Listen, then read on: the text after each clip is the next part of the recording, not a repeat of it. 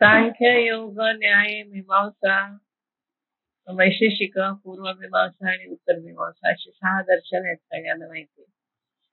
तर त्याच्यामधला सगळा थोडासा तत्वज्ञानाचा भाग आता येणार आहे की हे होतं म्हणजे काय होतं, जग असतं म्हणजे काय असतं, जग नसतं म्हणजे काय असतं, आपण असतो म्हणजे काय असतं, आपण नसतो म्हणजे काय असतं, अशी सगळी माहिती याच्यामध्ये जीवाची माहिती येईल, जगताची माहिती येईल, ईश्वराची माहिती येईल आणि काय आहे भ्रांती म्हणजे काय आहे ते येईल. कारण जे होय जाय ही भ्रांती म्हणून या असं म्हटलं ना त्यांनी.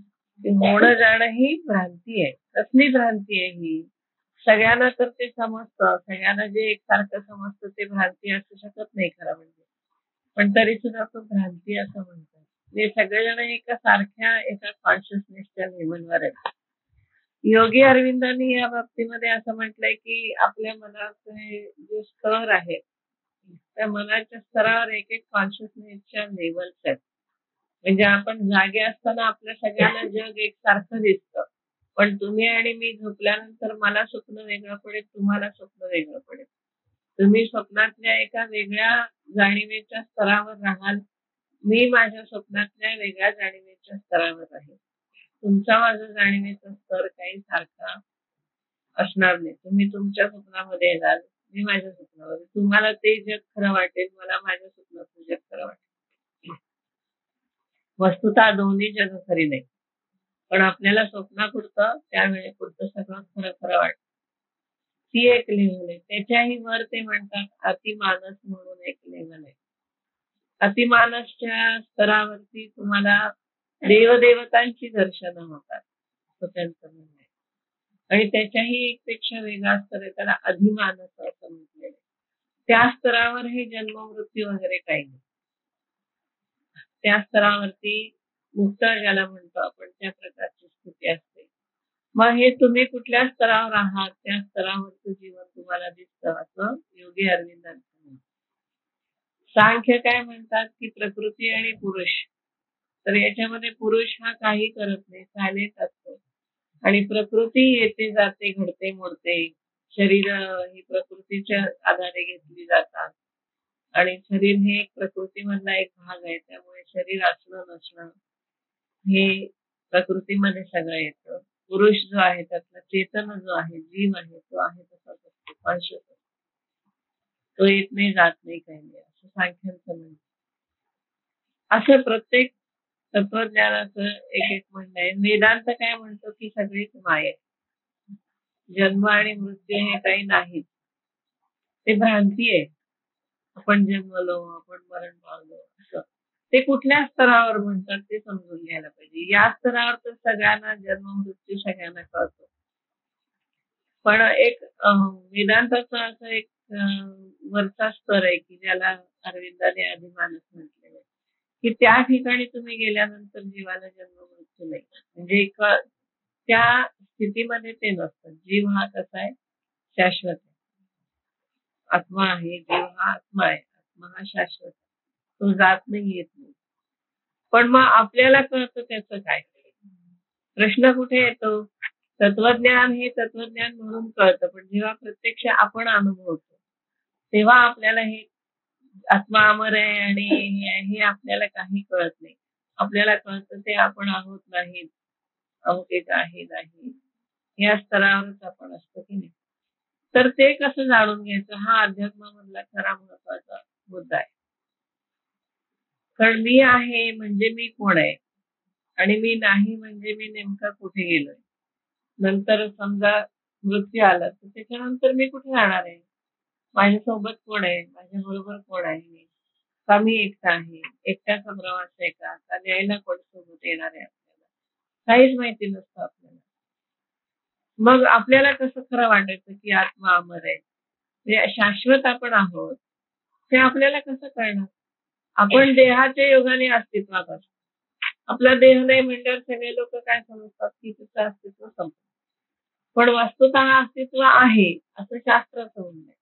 आणि ते समजून घेणं हेच मुख्य आपलं तत्वज्ञानाचं काम आणि ते समजण्यावर आहे. त्याचा काही साक्षात्कार होत नाही किंवा ते काही कोणी येऊन सांगत नाही मी आहे बरं का अमक्या अमक्या ठिकाणी आहे त्यामुळे मी गेलोय असं काही तुम्ही समजू नका असं आजपर्यंत कोण सांगायला. मग कसं समजायचं आपण की ते खरं आहे. आपल्याला अनुभूती काय आहे. शेवटी आपण आपला अनुभव खरा म्हणतो की प्रॅक्टिकली जर विचार केला तर अनुभव हा खरा. मग शास्त्र खोट आहे का.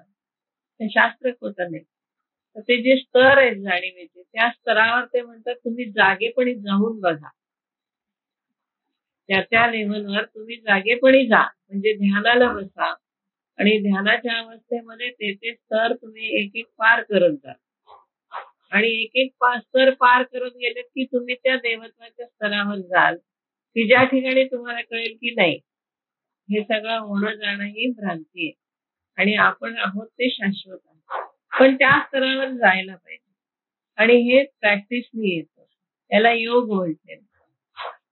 या योगाची जर आपण साधना केली तर आपल्या या स्तर जाणीवेचे आपण वरती वरती जाऊ शकतो आणि योगाच्या स्तरावर त्या ठिकाणी गेल्यावरती कळतं की नाही आपण आहोत. शरीर आपलं असलं आणि नसलं तरी आपण आहोत. समर्थाने पण सांगितले की तुम्ही योग करायला पाहिजे. त्यामुळे नुसतं ज्ञान आहे ते प्रॅक्टिकल ज्ञान नसतं थेरॉटिकल असतं. आता आपलं कसं थेरॉटिकल आहे की आपण म्हणतो पण प्रॅक्टिकली आपण त्या स्तरावर जाऊन बघितलेलं नाही किंवा स्वप्नाच्या पलीकडचा स्तर काय आहे त्या स्तरावर खरंच आपण आहोत का आणि जर असेल तर मग आपल्याला त्या स्तरावर कोण कोण भेटतात. आता स्वामी स्वरूपानंदाने भेटले की त्या स्तरावर गेल्यानंतर मला विवेकानंद भेटले, मला येशू ख्रिस्त भेटले, मला रामकृष्ण परमहंस भेटले. पण ते त्याला त्या स्तरावर गेल्यावर भेटले म्हणजे त्या स्तरावरती गाठीभेटी होतात. तर तुकाराम महाराजांना जो दृष्टांत झाला आणि त्यांना मंत्र मिळाला तो त्या स्तरावर मिळाला की तिथे बाबाजी चैतन्य भेटले. या लौकिक स्तरावर नाही. त्यामुळे आपल्या पुढे पर्याय नाही योग साधना करण्याशिवाय. जर आपल्याला समजून घ्यायचं असेल तर थोडीशी साधना आपल्याला करायला हवी आणि मग ही भ्रांती आहे हे समजायला हवं. अन्यथा आपल्याला नुसतं थेरॉटिकल ज्ञान होतं. प्रत्यक्षामध्ये आपण आहे नाही याच याच्यामध्ये असतो. त्यामुळे त्याला दुसरा आणि काही सोर्स नाहीये. कुठल्या लॅबोरेटरीमध्ये जाऊन तुम्हाला हे दिसत नाही. कुठल्या कॅमेराने हे टिपता येत नाही. त्याला स्वतः साधना करणे एवढा एकच त्याला मार्ग आहे आणि तो सुद्धा जाणत्या मार्गदर्शकाच्या हाताखाली करायला पाहिजे. आता तो सांगणार आहे की हे भ्रांती कशी आहे. न त्वेवाहं जातु नासं न त्वं नैमे जनाधिपाः न चैव न भविष्यामः सर्वे वयमतः परम. इथे तो सांगतो काय अर्जुना सांगेन ऐक. काय म्हणतो की खरोखर मी तू हे राजे पूर्वी नव्हतो असं नाही आणि यानंतर आपण सर्वजण असणार नाही असंही नाही. म्हणजे त्याचं म्हणणं की आपण शाश्वत आहोत. पूर्वी नव्हतो असं नाही म्हणजे आपला देह दिसत नाही म्हणून आपण नव्हतो असं नाही. जन्म झाला नाही म्हणून आपण नव्हतो असं नाही आणि आपल्या वृत्ती झाल्यानंतरही आपण असणार नाही असं नाही. पूर्वी आपण होतो पुढे पण आपण आहोत आणि नंतर म्हणजे आता पण आहोत आणि पुढे पण आपण असणार आहोत. अर्जुना सांगेन ऐक एथ आम्ही तुम्ही देख आणि हे भूपती अशेख आदी करुणी. बघ अर्जुना मी काय सांगतो ऐक.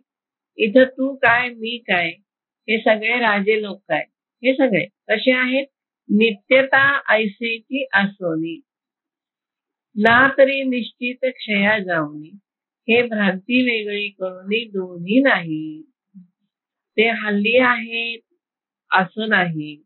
जे निरंतर राहू निश्चित क्षया जाऊनी किंवा खात्रीने नाश पाहू ह्या एवढी भ्रांती दूर झाली. ही भ्रांती वेगळी करायची म्हणजे भ्रांती दूर करायची मग दोन्ही नाही. भ्रांती वेगळी केली की हे दोन्ही नाही. भ्रांती आहे तोपर्यंत दोन्ही म्हणजे मी तू आहे हे राजे लोक आहेत त्यांना आपण मारणार आहे मग ते पूर्वी होते आता नाहीये हे सगळं केव्हा आहे जोपर्यंत भ्रांती आहे तोपर्यंत. पण भ्रांती वेगळी करू नये. भ्रांतीला जर आपण काढून टाकलं मग काय दोन्ही नाही.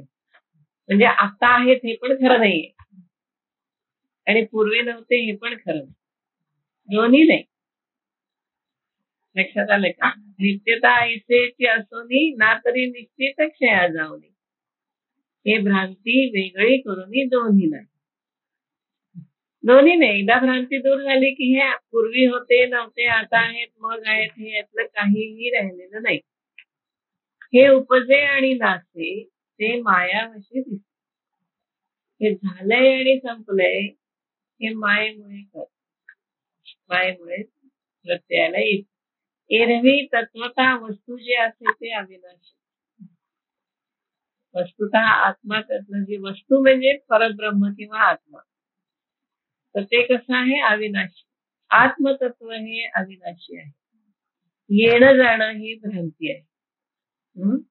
आणि कशी येते मायावशी. आपण बघूया मायेचं सगळं काय आहे, कशाला माया म्हटले. तर त्याशिवाय तर जग चालणारच नाही ना. माया नसेल तर जग कसं चालेल? चालूच शकत नाही, व्यवहारच होऊ शकत नाही. काय ज्याची माया दूर झालीये तो व्यवहारामध्ये राहतच नाही. माणूस हिमालयात जाऊन राहतो कारण त्याला त्यासाठी हा काही व्यवहारच नाही. आता बघा आता सांगतात कसं येते, जैसे पवने तोय हलविले. वाऱ्याने पाणी हलवलं हा आणि तरंगाकार झाले, मग त्या पाण्यावर लाटा आल्या. तरी कवण के जन्मले, तेव्हा काय जन्मलं, कोणापासून काय जन्मलं? काय नाही, पाणी पाणीच होतं ना. वाऱ्यामुळे तरंग दिसले, तसं मायेमुळे हे जग दिसत होणं नाही. नाहीतर काही जन्मत नाही, काही मरत नाही. तेची वायूचे स्फुरण टोले ठेले आणि उदक सहज सपाटले, तरी आता काय निमाले. वारा आला तरंग आला, वारा थांबला तरंग थांबला. काय जन्मलं आणि काय गेलं? काहीच नाही ना. पाण्याचा आकार फक्त बदलला होता, तो आकार परत जागेवर आला की पाणी पुन्हा सपाटलं. सहज सपाट, सहज झालं, सपाट झालं. तरंग उठला, तरंग गेला, एवढंच झालं ना. पाणी आलं गेलं का? नाही, पाणी होतच आहे, तसंच होतं, आहे तसंच राहिलं. काय निमाले विचारायचं, तसं ते सांगतात पुढे.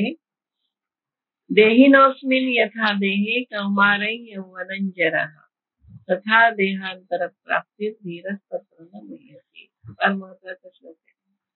जीवाला ज्याप्रमाणे बाल्य देहामध्ये तारुण्य आणि वार्धक्य असतं, त्याचप्रमाणे एक देह जाऊन दुसऱ्या देहाची प्राप्ती होत असते. आणि असे असल्यामुळे आत्मा नित्य असल्याचे जाणतो. त्याला न मुह्यती, त्याला जन्म मरणाची भ्रांती उत्पन्न होत नाही, ते श्लोकामध्ये म्हटले. म्हणजे आता आपलं एक शरीर आहे, हे शरीर लहान असतं, तानं असतं, बाल असतं, युवक होत आणि मग प्रौढ होतं, मग वृद्ध होतं. शरीर तेच आहे, ओके. एकच शरीर आहे, पण त्याला दशा वेगवेगळ्या आल्या. तसं त्याला देहांतर प्राप्ती होते, म्हणजे दुसरा देह घेतला जातो. जसे हे वय बदलत जातं, तसं तो देह एक दिवस सोडला जातो, दुसरा देह घेतला जातो. त्यामुळे धीर लोक तिथे मोह पावत नाहीत. ते म्हणतात हे आपण आहोत, देह आला गेला तरी काही आपल्याला फरक पडत नाही, असं न मुह्यते. ते तिथे शोक पावत नाहीत, भ्रांती उत्पन्न होत नाहीत. शरीर कसं आहे तेच आहे, पण तेच वृद्ध राहतं, तेच बाल दिसतं आपल्याला, तेच युवक दिसतं, पण ते बदलतात ना. एजिंग हा असा फॅक्टर आहे बरं का, की तो कोणी बदलू शकत नाही. माणूस कितीही म्हटलं तरी तरुण राहू शकत नाही. एकच योगी जेव्हा कायाकल्प करतात ना, तेव्हा ते तरुण होतात. पण ती खूप मोठी प्रोसेस आहे योगामध्ये, की ते सगळं ज्ञानेश्वरीच्या 6व्या अध्यायात येईल बघा, की त्याला नख सुद्धा नवीन येतात. सगळं शरीर त्याचं 15-16 वर्षाचं सगळं होतं, पण ते कायाकल्प होतो योगामुळे. त्या वेळेला ते होतं आणि त्यांना अधिकार असतो किती दिवस राहायचं, किती दिवस नाही. ती स्थिती वेगळी असते. पण बाकी सगळ्यांना काही एजिंग प्रोसेस आहे. आजकालचं लहान मुलं आज लहान नसतं, मोठं होतं, रांगतं, उभं राहतं, चालतं, शाळेत जातं.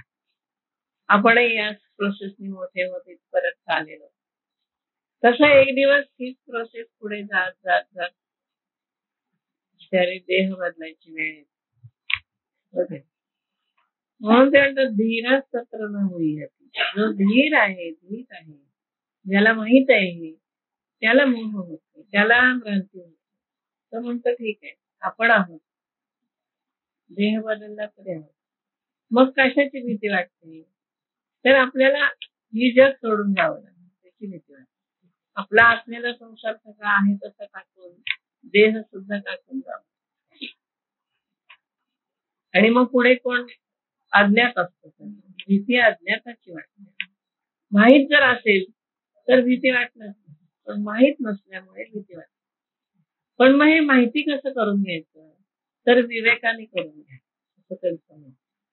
समर्थांनी तेच सांगितलं. असं कळणार नाही, असं कुठला चमत्कार होणार नाही, पण विवेकाने तुम्हाला हे नक्की कळून घेते. तसं माऊली काय म्हणतो, ऐके शरीर तरी एक, परी वयसा भेद अनेक, हे प्रत्यक्षची देख प्रमाण. आता हे तर प्रत्यक्ष आहे, याला तर काही प्रमाण नको की एकच शरीर आहे पण त्याचं वयानुसार ते बदलत गेलंय. एथ कौमार तो दिसे, मग तारुणी ते भ्रवशे, परी देहाची न नाशे एक एकासवे. देह सोडून जातो का? बालच तरुण झालं म्हणून देह सोडलाय का? नाही. तरुण स्वरुद्ध झालं तेव्हा आपण देह सोडला का? नाही. हे जसं आपोआप घडत जातं, तैसी चैतन्याच्या ठाई ये शरीरांतरे होती जाती पाहिजे. तसं चैतन्याला फरक पडत नाही देह सोडला तरी, असं त्यांचं म्हणणं. आपल्याला पडतो कारण आपल्याला कॉन्शियसनेसच जातो सगळ्यांना, सगळा कॉन्शियसनेस बदलून जातो, त्यामुळे आपल्याला फरक पडतो. पण ते म्हणतात की चैतन्याला नाही फरक पडतो. चैतन्याला फरक पडला का? तरुणचं बालाचं तरुण झालं, तरुणचं वृद्ध झालं, चैतन्याला काही फरक पडला नाही. तसं ते वृद्ध शरीर जरी सोडून दिलं तरी चैतन्याला फरक पडत. ती ये शरीरांतरे होती जाती पाहिजे असं चैतन्य पाहत, शरीरांतर असंच होत जात. ऐसे जाणे तया नाही व्यामोह दुःख. आणि असं जो जाणतो त्याला हे भ्रांतीचं दुःख नाही, भ्रांतीजन्य दुःख काही नाही. आता हे कसं आहे ते समजून सांगणार आहे. म्हणजे हे थोडासा विषय अवघड आहे तसा, कारण हा समजून घेण्यावरच आहे, याला काही दुसरं प्रमाण काही नाही, कुठे दाखवता येत नाही किंवा एखादा असा माणूस येऊन सांगत नाही किंवा असं काही नाहीये की हे आहे बघा यांचं असं झालं, असं नाही ते सांगत. पण समजून घेतलं पाहिजे, समजून घेण्याने समजणारा असा हा विषय. म्हणजे आधी बुद्धीच्या स्तरावर समजून घ्यायचं आणि मग योगाने त्याची अनुभूती घ्यायची, असा हा अभ्यास. नुसतं बुद्धीच्या स्तरावर समजून घेतलं तर आपण पुन्हा लगेच मायेमध्ये म्हणजे संसारामध्ये येतोच. किती समजलं तरी पुन्हा आपण आपल्याच कॉन्शियसच्या स्तरावर येतो आणि हे सगळं आपलं संसार आणि हे आपण त्याच्याबरोबर राहायचा प्रयत्न करतो. कारण आपलं तेच जग आहे, आपले मुलं बाळ, आपलं संसार, आपलं घर, हेच आपलं जग आहे ना. हे सोडून कुठे जातात? मग याच जगामध्ये आपल्याला त्याची इतकी सवय झालेली असते की आपण त्याच्यापासून दूर जाऊ शकत नाही. आणि दूर जायचं म्हटलं की भीती वाटते की नाही, आपल्याला नाही जमणार असं वाटतं. पण आपण जर थोडा विचार केला तर आपल्या समजा कोणाला 22-23 वर्ष मूल झालं, तर त्यात पूर्वी तर ते मूल नव्हतं की नाही आपल्यापाशी, पण मग आता त्या मुलात आपण किती गुंततो, की पूर्वी कधी त्याच्याशिवाय राहत असतो असं वाटतं का तरी? किंवा लग्न झालं तोपर्यंत नवरा नावाचं काही त्याच्याजवळ राहत होतं का आपण? कधी नाही राहिलं. पण आता असं वाटतं की कसं राहू आपण, नाही राहू शकत असं वाटतं. म्हणजे इतकं ते सवयीचं आपल्याला होत जातं सगळं की त्याच्याशिवाय व्यतिरिक्त आपण कधी होतो हेच आपण विसरून जातो, हो की नाही? खरं आहे ना ते. म्हणजे तुमचा माझा सगळ्यांचा अनुभव आहे तो, की आपला हा अनुभव आहे की एकदा आपण हे झालं की आपण त्याच्यात तेच आपलं जग राहतं, त्याच्या व्यतिरिक्त आपलं कधी जग होतं. कधी आई वडिलांकडे असताना आपल्याला वाटतं का अरे आपला नवरा नाही इथे, आपण नवऱ्याशिवाय कसं राहतोय, असं कधी वाटत नाही आई वडिलांकडे. लग्न होईपर्यंत त्याची काही जाणीव सुद्धा नसते. मग नंतर मात्र आपल्याला वाटतं की अरे आपण कसं राहतो, कसं राहणार आपण, हो की नाही? म्हणजे हे आपण त्या संसाराच्या त्या ह्याच्यामध्ये इतके गुंतलेलं असतो की आपलं तेच जग बनून जातं. आणि ह्याच्यातून थोडं दूर होण्यासाठी ते म्हणतात योग साधना करा. थोडंसं हे समजून घ्या की नाही असं होता कामा नये. शेवटी विवेक आणि विचार त्या विचारांनीच सगळं होणार आहे. असं काही नाही. म्हणून ते जास्तीत जास्त समजून सांगण्याचा प्रयत्न करतात. वेदांत काय, सांख्य काय, ते समजून सांगायचं. आता हे वेदांताच्या अंगाने चाललेलं आहे. वेदांत काय म्हणतं की ही भ्रांती आहे. जग ही सगळी भ्रांती आहे, ही सगळी माया आहे. हा वेदांताचा विषय आहे. तो चाललाय. ते काय म्हणतात, मात्रा स्पर्शास्तु कौंतेय शीतोष्ण सुख दुःखदाः आगमापायिन अनित्यान् तान् तितिक्षस्व भारत. ते कसं आहे, इंद्रियांचे विषयाशी होणारे आता जसं आपल्याला उकडतंय तर आपला संबंध या हवेशी येतोय ना, तेव्हा शीत उष्ण सुख दुःख देणार आहे. उकडलं की आपल्याला दुःख होतं. असं वाटतं थोडं छान गार पंख्याचं वारं लागा म्हणजे बरं वाटेल. म्हणजे सुख आणि दुःख ते कसे आहेत, उत्पत्ती आणि विनाशी युक्त आहेत. म्हणजे थंडी पडली की आपल्याला पंखा नको असं वाटेल की नाही. म्हणजे सुखाला या दुःखाला, सुखाला उत्पत्ती आहे, विनाश आहे. म्हणजे उन्हाळा आला की आपल्याला उकडणार आहे, थंडी आली की आपल्याला थंडी वाजणार आहे. म्हणजे या सुखाला आणि दुःखाला दोन्हीला आहे. मग आपण गरम कपडे घालतो, मग सुख वाटतं. म्हणजे त्याला उत्पत्ती आणि विनाश दोन्ही आहेत. म्हणून ते अनित्य आहे. हा वेदांताचा जो विचार आहे ना की जग हे अनित्य आहे, अशाश्वत आहे, अस्थिर आहे. त्याचं कारण हे आहे की त्याला उत्पत्ती आणि विनाश. कुठलीही गोष्ट उत्पन्न झाली की तिला विनाश हा ठरलेला आहे. हा या जगाचा नियम. म्हणजे मग आपण काही वस्तू घ्या, निर्जीव वस्तू घ्या, टेबल आपण तयार केलं तर ते कधीतरी मोडतं, त्याला विनाश आहे. मग आपण दुसरं तयार करतो.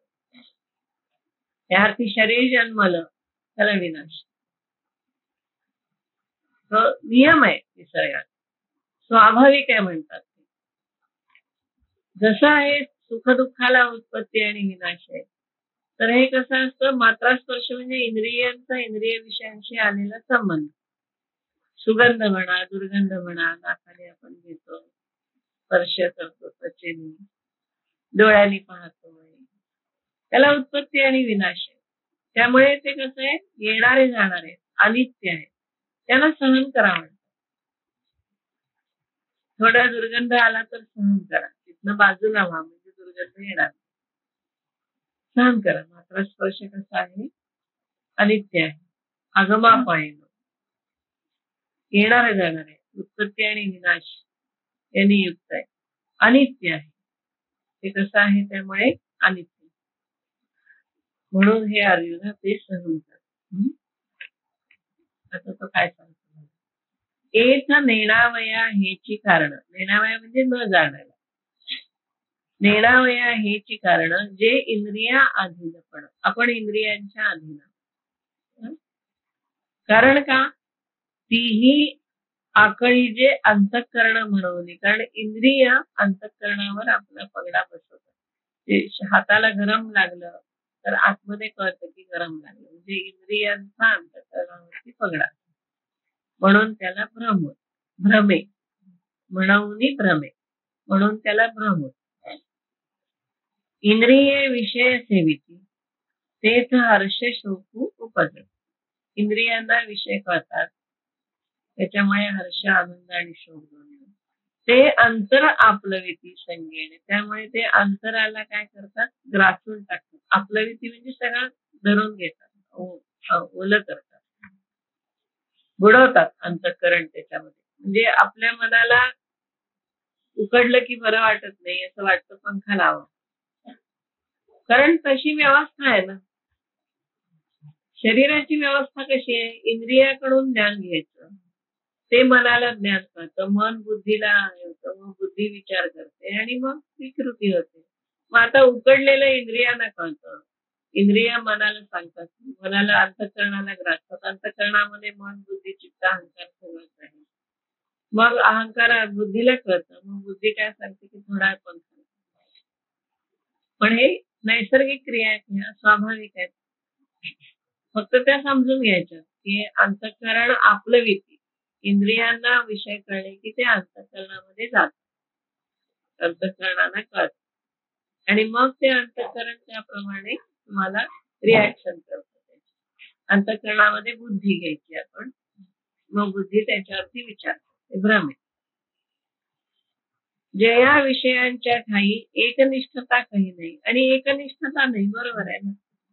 कधी गरम बरं वाटतं, कधी गार बरं वाटतं, तसं काही एकनिष्ठ राहत नाही. हवा जशी बदलेल, थंडी उन्हाळा पावसाळा ऋतू बदलेल तसं आपलं सगळं बदलत असतं. तेच दुःख आणि काही सुखही दिसते. काही वेळेला दुःख दिसतं, काही वेळेला सुख दिसतं. आता या उभ्या सगळ्या महत्वाच्या आहेत. ते कसं ते सांगतायत की सुख दुःख कसं आपल्याला कळतं होतं. इंद्रियांच्यामुळे मात्र स्पर्श, इंद्रियांच्यामुळे होणारं सुख दुःख आपल्याला कशा प्रकाराने होतं ते असं सांगणार. देखे हे शब्दाची व्याप्ती, निंदा आणि स्तुती, तेथ द्वेष उपजती श्रवणद्वारे. आता कानाला समजतं, कानाला काय समजतं, यांनी आपली निंदा केली म्हणजे दुःख झालं आणि याने आपली स्तुती केली म्हणजे सुख झालं. श्रवणाद्वारे काय झालं, शब्द ऐकले, निंदा स्तुती ऐकली आणि सुख दुःख झालं. बरोबर. मृदू आणि कठीण हे स्पर्शाचे दोन्ही गुण, जे वपूचे निसंगे कारण संतोष केला. आता त्वचेला स्पर्श करतो, चांगला कळतो वाईट कळतो. गार लागलं बरं वाटतं, उन्हाळ्यामध्ये गरम लागलं एकदम हा असं वाटलं. मग हे कसे आहेत, कोणामुळे लागलं कळणं, हे आपल्याला वपूचे शरीरात त्वचेमुळे आणि त्यामुळे संतोष झाला, आनंद झाला, वाईट वाटलं. भ्यासुर आणि सुरेख हे रूपाचे स्वरूप देख, जे उपजवी सुख दुःख नेत्रद्वारे. डोळ्यांनी पाहिलं, भेसूर बघितलं, दुःख झालं, भीती वाटली, आणि स्वरूप बघितलं, सुख झालं, आनंद झाला. हे कोणामुळे झालं, नेत्र. सुगंधू आणि दुर्गंधू हा परिमळाचा भेद, जो घ्राण संगे विषादू तो शोध देतात. आता नाकाच्या संदर्भाने काय होतं, सुगंध आला सुख वाटत, दुर्गंध आला दुःख वाटत, संतोष झाला केला. तैसाची विविध रसू, उपजवी प्रीती त्रासू. असा विषयाचे दोन भेद आहेत, गोड आणि कडू. आवड नावड उत्पन्न करतो, कडू आणि गोड. म्हणून या विषयांची, म्हणून उपजवी ती प्रीती आणि त्रासू, प्रेम किंवा त्रास हे उत्पन्न करतात. म्हणून हा अपभ्रंशू विषय संग, म्हणून विषयाचा संग हा अपभ्रंश आहे, अधोगतीला नेणार. म्हणजे आपल्याला जो त्रास सगळा होतो किंवा आपल्याला जे सुख वाटतं ते कसं आहे, अधोगतीला नेणार, म्हणजे त्रासदायक आहे. देखे इंद्रियाधीन होईजे, तै शीतोषी ते पाहिजे. आणि आपण इंद्रियांच्या अधीन असल्यामुळे आपल्याला हे सगळे सुख दुःख होतच असतात. इंद्रियांमुळे होणारी सुख दुःख वेगळी, मनामुळे होणारी सुख दुःख वेगळी, आणि आधिदैविक स्तरावर होणारी सुख दुःख वेगळी. सगळ्या स्तरावर आपल्याला सुख आणि दुःख होत असतात. आता हे शीतल उष्ण झालं आणि सुखदुःखी आकाळी जे आपण होते, म्हणजे त्याला शीतोष्णाचा अनुभव घ्यावा लागतो आणि मग तो स्वतः सुखदुःखाच्या ताब्यात सापडतो.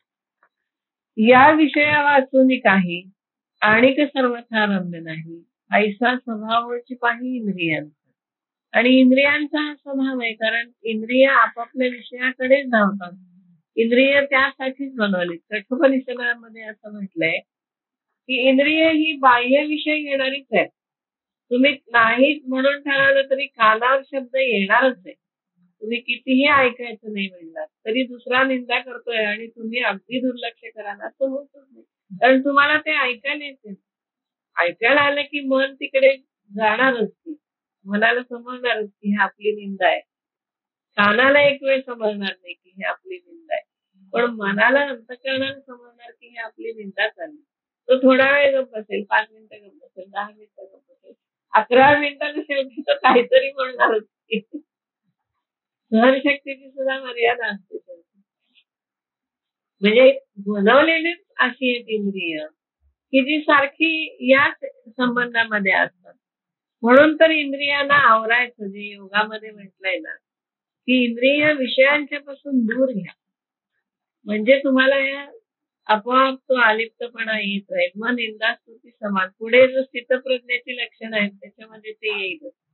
की जो निंदास्तुती दोन्ही समान मानतो. सुख-दुःख दोन्ही समान मानतो. सगळी द्वंद्व सोसतो.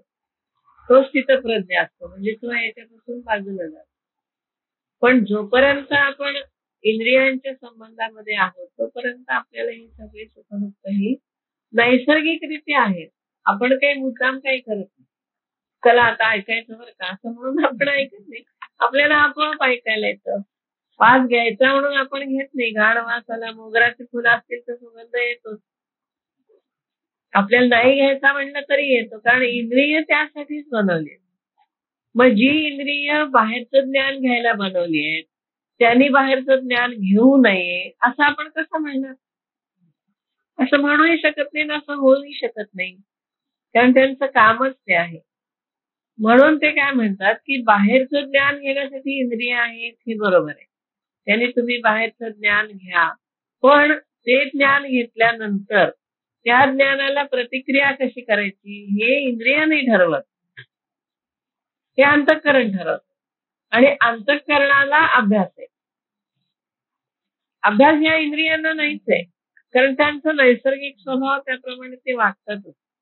पण अंतःकरणामध्ये तुम्ही ठरवू शकता की या निंदेला उत्तर द्यायचं का नाही द्यायचं, ही निंदा बाजूला सारायची का नाही सारायची, स्तुती तरी घ्यायची का नाही घ्यायची, हे तुम्ही ठरवू शकता. मग त्याला अभ्यास आहे. त्यामुळे उपासना हा अभ्यास शरीरापेक्षा मनाचा जास्त. अंतःकरणाला मन म्हणजे सगळं आलं, मन बुद्धी चित्त अहंकार सगळं आलं. नुसतं मन म्हणजे मन नाही या ठिकाणी, पण हा अंतःकरणाचा अभ्यास आहे. आणि अंतःकरणाच्या अभ्यासासाठी बाह्यकरणांची गरज नाही. बाह्यकरण म्हणजे ही सगळी इंद्रिय. अभ्यास अंतःकरणाचा करायचा, त्यासाठी बाह्यकरणांची गरज नाही. म्हणून शांत बसा, हात जोडा, हाताची घडी घाला किंवा हात गुडघ्यावर ठेवा, एक पोस्चर घ्या शांत असं, आणि मग तुम्ही अंतःकरणामध्ये विचार करा. मग इंद्रियांना बाहेर कुठे ऐकायला काही पाठवू नका, स्पर्शाला काही पाठवू नका, कशाला काही पाठवू नका. अंतःकरणामध्ये जेवढं तुम्ही आतमध्ये जाल तेवढं तुम्हाला ह्या इंद्रियांचं सगळ्या जे काही ज्ञान आपण घेतो त्याला कसं रिॲक्ट करायचं ते आपल्याला कळेल. तिथे योग सगळा सुरू होतो. त्यामुळे योगाचा भाग हा अध्यात्मामध्ये आहेच आहे, तुम्हाला तो करायलाच पाहिजे. मग भले तुम्ही नामस्मरणाने सुरू करा, नामस्मरण तरी करायचं, शेवटी आपण घेतलेलं नामच फक्त आपण ऐकायचं ना, बाकी मनातले विचार काही ऐकायचे नाही. मग तिथे योगच येतो ना. बाहेरचं काहीच ऐकायचं नाही, इंद्रियांचे विषय काही घ्यायचे नाही, फक्त नाम ऐकायचं आपण घेत असले. मग आपण घेत असलेलं नाम ऐकल्यानंतर त्या नामाचा विचार करायचा, बाहेर दुसऱ्या कुठल्या इंद्रिय विषयांचा विचार करायचा, आणि विचार करता करता आपण एक दिवस रामापर्यंत पोहोचायचं. असा हा आतला प्रवास आहे, पण त्याला अंतःकरण पाहिजे, त्याला बाह्यकरणांची गरज. म्हणून होतं की इंद्रियांचा स्वभाव आहे काय आहे की हे सगळे आपले विषय आहेत आणि आपण याच्यात राहायचं, हा त्यांचा स्वभाव आहे. आता हे विषय कसे आहेत याचा विचार आहे. हे विषय तरी कैसे, रोहिणीचे जळ जैसे, मृगजळाच्या जळासारखा आहे विषय. कारण इंद्रिय तिथे जागेवर असली तर विषय काढतो. एखाद्या वेळेला आपण बघा खूप विचार करत बसतो आणि बाहेर काही होऊन गेलेलं आपल्याला कळत नाही, आपण म्हणतो आम्हाला कळत नाही, हो की नाही, काही लक्षात आलं नाही, कारण माझं अजिबात लक्ष नव्हतं. किंवा मुलांना सुद्धा बरेचदा म्हणतो, अरे तू काय सांगितलंस माझं लक्ष नव्हतं, परत एकदा सांग. म्हणजे त्यावेळेला घटना घडत असून सुद्धा आपली इंद्रिय जागेवर नसतात, म्हणून आपल्याला त्या घटना कळत नाहीत की नाही. म्हणजे कसं आहे, भासमान असं म्हणतात, रोहिणीचे जळ जाईल मृगजळासारखे, का स्वप्नीचा आभासे भद्र जाती, का स्वप्नामध्ये हत्ती दिसला एखादा, तो आभास आहे, खरा हत्ती आलेला नसतो, गेलेला नसतो, काही नसतं. स्वप्न पडलं, स्वप्नामध्ये पाणी आलं, स्वप्नामध्ये हत्ती आला, स्वप्नामध्ये विमान आलं, स्वप्नामध्ये आणखीन काही आलं, दुसरे देश आले, परदेश आले, सहलीला गेलो, हे गेलो. पण ते कसं आहे, आभास असतो. त्याचे काय आपण खरं पाण्यात भिजत नाही, काही नाही. स्वप्नात दिसलं आपण पाण्यात भिजलं, पण आपण काही भिजलेलं नसतं, काही नसतं. जसा आभास आहे, तसं इंद्रियांचे विषय हा आभास आहे असं ते म्हणतात. रोहिणीचे जळ जैसे देखे अनित्य तिया परी. अनित्य आहेत, तसेच असतात असं नाही, बदलणारे असतात. म्हणून तू आम्हेरी हा सर्वथा संगू न धरी धनुर्धरा. म्हणून यांचा तू आव्हेर असतो.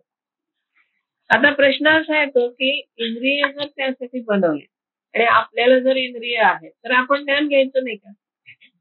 घ्यायला व्यवहार बघा की तुम्ही, व्यवहारात काय आहे की आपण घेणारच की आता भूक लागली, पोट आपल्याला सांगणारच की भूक लागली म्हणून.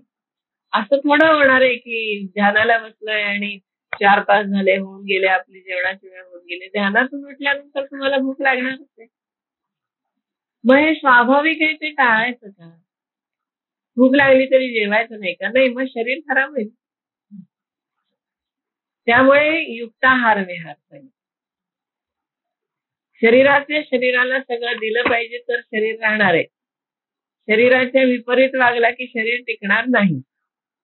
शरीर पूर्णतः आहारामध्ये, गीतेमध्येच पुढे 17व्या अध्यायात येणार आहे की जो आहार आपण घेतो त्या आहाराने आपले धातू पुष्ट होतात आणि या धातूंवर आपला स्वभाव बनतो. त्यामुळे आहार, आपलं शरीर आणि आपला स्वभाव याचा एकमेकाशी संबंध. जे तुम्ही त्याच्यात त्यांनी उदाहरण दिले, तर एखाद्याने मद्य घेतले की तो धुंदच होणार ना. अमृत घेतल्यासारखा त्याच्यावर परिणाम होणार आहे का? नाही. अमृत घेतला तर त्याला अमृताप्रमाणे परिणाम होईल. विष घेतला तर शरीरावर विषासारखा परिणाम. म्हणजे ते आहार जो घेतलेला असतो तो आहार त्या धातूंपर्यंत जातो आणि ते धातू त्या आहाराप्रमाणे होतात आणि मग त्याप्रमाणे माणसाचा स्वभाव बनतो. असं पुढे 17व्या अध्यायामध्ये येईल. हा, त्याचा परिणाम होतो. आता धुंद राहणारा माणूस आहे, त्याला काहीच कळत नाही ना, तो स्वतःचाच नसतो, तो इतरांचं काय करणार आहे. किंवा जो निरोगी माणूस आहे तो स्वतःकडेही बघेल, इतरांकडेही बघेल ना. अगदी साधा सरळ विषय आहे. अति मसालेदार स्वभाव तिखट होत जातो त्यांचा, चांगलाच तिखट होतो तो. त्याप्रमाणे तामसी वाचत गेलात तुम्ही की तामसी होत जातात, सात्विक वाचत गेलात की सात्विक होत जातात. सात्विक आहार घेतला तर त्या धातूनही ते रस सगळे मिळतात, ते शांत राहतात. नाहीतर अस्वस्थ राहतो रजोगुणी माणूस. म्हणून तर आपण जेव्हा पोथ्या वाचतो, सप्ताह करतो, तेव्हा काय सांगतात की अल्पोपहार घ्या, कमी खा. कमी खाल्लं की शरीराला हे करू का ते करू, ते करू का ते करू असं होत नाही. शरीर स्वस्थ राहत, शांत राहतं, एका जागी बसू शकतं. तामसी आहार घेतल्यावर हात अस्वस्थता येते, कारण काहीतरी करावं असं वाटतं ना. जरा उठून हिंडून तरी येऊया असं वाटतं, पाय मोकळे करूया असं वाटतं, हात इकडे तिकडे हलवूया असं वाटतं. म्हणजे त्याच्यावरच आहे. म्हणून हे काय म्हणतात की ते अनित्य तिया परी म्हणून तू आम्हेरी तू हा सर्वथा संगू न धरी. ते संग धरू नको. इंद्रियांप्रमाणे चालणार वगैरे हे सगळं ठीक आहे. इंद्रियांना आवश्यक ते पोषण द्यायला पाहिजे, हे पण ठीक आहे. पण तुम्ही त्याच्या आहारी जाऊ नका. तर हा सर्वथा संगू न धरी धनुर्धरा, म्हणजे त्याला तू नादी लागू नको. यम हि न व्यथयन्ते ते पुरुषम पुरुषर्षभ सम दुःख सुखम धीरम सो अमृतत्वाय कल्पते. आता हे अतिशय छान सांगितलेले की हे पुरुष श्रेष्ठा, पुरुषर्षभ म्हणजे पुरुषामधला ऋषभ श्रेष्ठ, हे विषय संबंध ज्या पुरुषाला व्यथा देत नाहीत, उपद्रव देत नाहीत. न व्यथयंती येते, येते म्हणजे हे विषय, येते विषयाः न व्यथयंती, यम न व्यथयंती, ज्याला व्यथा देत नाही. तो कसा असतो?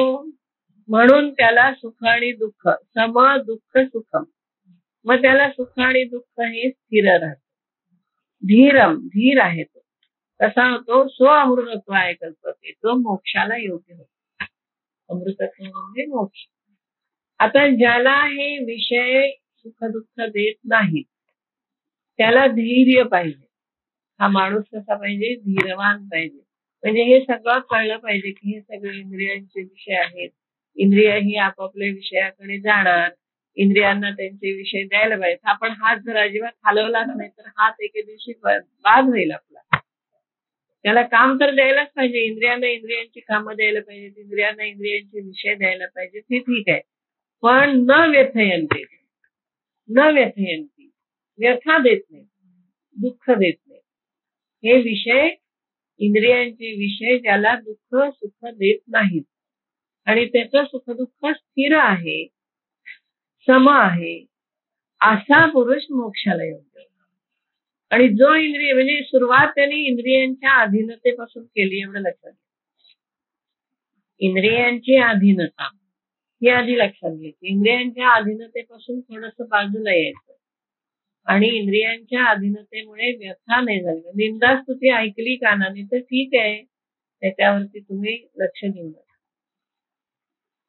कानाला ऐकलं येणारच, कारण कानाचं तो तसं कान बनवलेलाच आहे, निसर्गानेच बनवलेला आहे की त्याला शब्द ऐकायला नाही ते यंत्र लावावं लागतील नाही ऐकायला आले तर.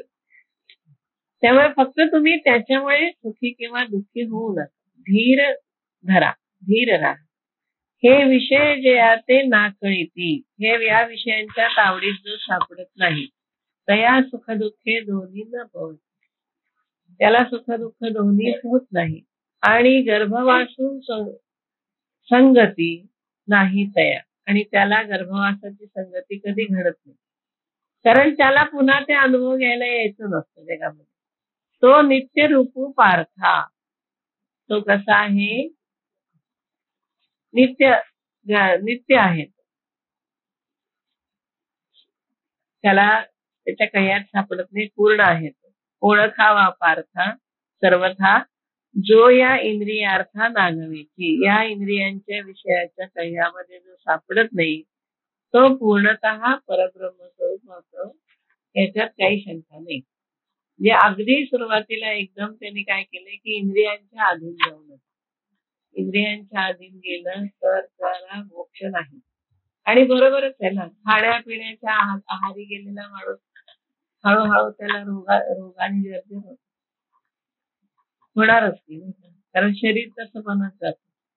म्हणून पुढे फार 17व्या अध्यायामध्ये त्यांनी खूपच सांगितलंय आहाराबद्दल आणि याच्याबद्दल की तुम्ही नीट आहार घ्या. आहार विहार दोन्ही, युक्त आहार विहार युक्त चेष्ट असं म्हटलेलं आहे. योग्य प्रमाणात सगळं करायला पाहिजे, ते इंद्रिय बाधच होती. इंद्रियांना तर सगळं द्यायला पाहिजे पण त्यांच्या अधीन नाही व्हायला पाहिजे. इथे तुम्हाला योगी म्हणलं. योग भगवद्गीतेमध्ये सगळा योगच आहे. पण योग कसा आहे? हा नुसतं नाक धरून प्राणायाम करून तसा योग नाही. हा सगळा इंटिग्रल योग ज्याला म्हणतात, सगळ्या जीवन हाच योग आहे. खाणं पिणं हा सुद्धा त्या योगाचाच एक भाग आहे.